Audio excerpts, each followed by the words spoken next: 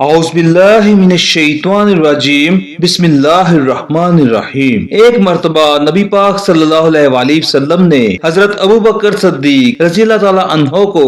اپنی انگوٹھی مبارک دی اور فرمایا اس انگوٹھی پر لا الہ الا اللہ لکھوا کر لاؤ۔ حضرت ابو بکر صدیق رضی اللہ تعالی عنہ انگوٹھی لے کر کاتب کے پاس تشریف لے گئے اور فرمایا اس انگوٹھی میں لا الہ الا اللہ محمد رسول اللہ لکھ دو۔ کاتب نے انگوٹھی پر لا الہ الا اللہ محمد رسول اللہ لکھ دیا۔ صدیق اکبر بارگاہ رسالت میں حاضر ہوئے اور انگوٹھی پیش کر دی تو اس انگوٹھی پر لکھا ہوا تھا لا الہ الا اللہ محمد رسول اللہ، اور اس کے بعد حضرت ابو بکر صدیق رضی اللہ تعالی عنہ کا بھی نام لکھا ہوا تھا۔ حضور پاک صلی اللہ علیہ وسلم نے انگوٹھی دیکھ کر فرمایا اے صدیق، میں نے تو صرف لا الہ الا اللہ لکھوانے کو کہا تھا، لیکن آپ نے اتنا زیادہ کیوں لکھوایا؟ عرض کیا یا رسول اللہ صلی اللہ علیہ وسلم، آپ کا نام میں نے بڑھایا ہے کیونکہ میری محبت نے یہ گوارا نہ کیا کہ آپ صلی اللہ علیہ وسلم کا نام رب کے نام سے جدا ہو جائے، لیکن میں نے اپنا نام نہیں لکھوایا تھا۔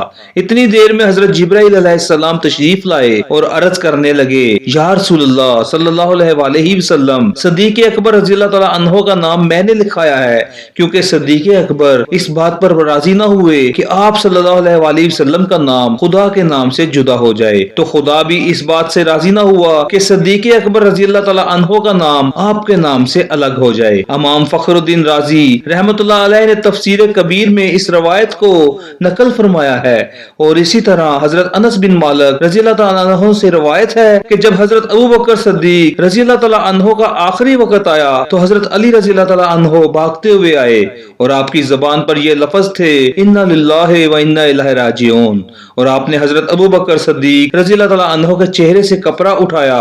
اور یہ لفظ کہے کہ آج رسول اللہ صلی اللہ علیہ وسلم کی خلافت ہم سے جدا ہو گئی۔ اس کے بعد حضرت صدیق اکبر رضی اللہ تعالی عنہ کو غسل دیا گیا اور غسل دینے کے بعد آپ رضی اللہ تعالی عنہ کا جنازہ پڑھایا گیا اور پھر مدینہ پاک کی گلیوں میں گھما کر رسول اللہ صلی اللہ علیہ وسلم کے روضہ مبارک کے سامنے رکھ دیا گیا، اور یہ لفظ حضرت انس رضی اللہ تعالی عنہ کے ہیں، کہتے ہیں کہ ہم ہاتھ باندھ کر کھڑے ہو گئے، عرض کی یا رسول اللہ صلی اللہ علیہ وسلم، یہ حضرت ابو بکر صدیق ہیں، آپ صلی اللہ علیہ وسلم کی قربت میں دفن ہونے کی اجازت مانگ رہے ہیں۔ تو پھر ہم نے درود شریف پڑھنا شروع کر دیا۔ حضرت انس رضی اللہ تعالی عنہ فرماتے ہیں کہ روضہ رسول صلی اللہ علیہ وسلم کا دروازہ بند تھا اور تالا لگا ہوا تھا، اچانک تالا کھلا اور پھر کنڈی بھی کھل گئی اور دروازہ کھل گیا اور اندر سے آواز آئی کہ یار کو یار سے ملا دو جو پہلے ہی یار کا انتظار کر رہا ہے۔ حضرت انس رضی اللہ تعالی عنہ فرماتے ہیں کہ پھر رسول اللہ صلی اللہ علیہ وسلم کی قربت میں